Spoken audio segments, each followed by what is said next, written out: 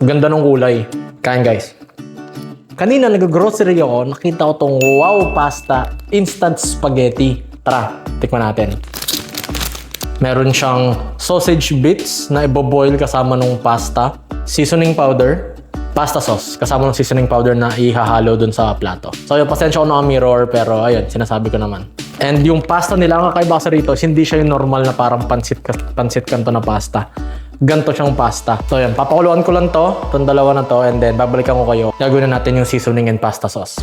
Kung curious kayo, ito yung sausage bits. Para lang siya mga bilog-bilog.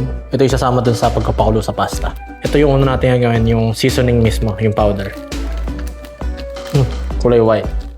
Seasoning powder, pero mostly amoy siya cheese. So feeling ko siya lang mismo yung cheese. Yan siya. Yan. So simutin ko lang to. And then, mimix na natin. So yan, naragay ko na, ganyan na yung tsura niya. And then sa suggestion doon sa packaging is maglalagay tayo ng konting warm water bago natin i-mix. Para mas madali siya siguro i-mix, hindi siya yung buong buo. Para sa akin, tansya-tansya na lang.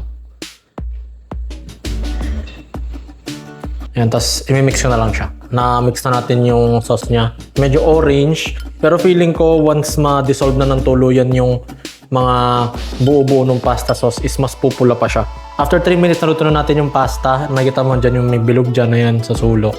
Yan yung mga sausage bits. Lagyan natin sa ginawa natin na sauce. So hahaluin ko siya, and I think nagawa ko siyang medyo saucy. Again, feeling ko preference na lang to. Kung gusto mo siya na saucy, kung gusto mo siya na thick lang, pwede mong hindi lagyan. Pwede mong hindi haluan ng tubig yung seasoning.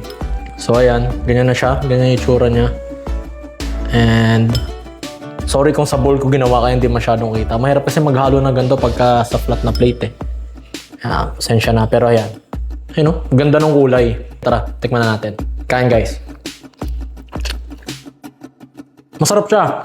Para siyang pinatabang na curly spaghetti. Mas matabang ng konti. Kung hindi mo bet yung medyo maasim na spaghetti ng Pasta Express, ayaw mo na rin sa Bake Mac nung laki may gusto mong spaghetti, suggest ko i-try nyo to. Ako sa Alphamart ko nakita to. 19 pesos lang ata to. Kain guys. Kung sa inyo i-try nyo to, Wow Pasta Instant Spaghetti, sarap.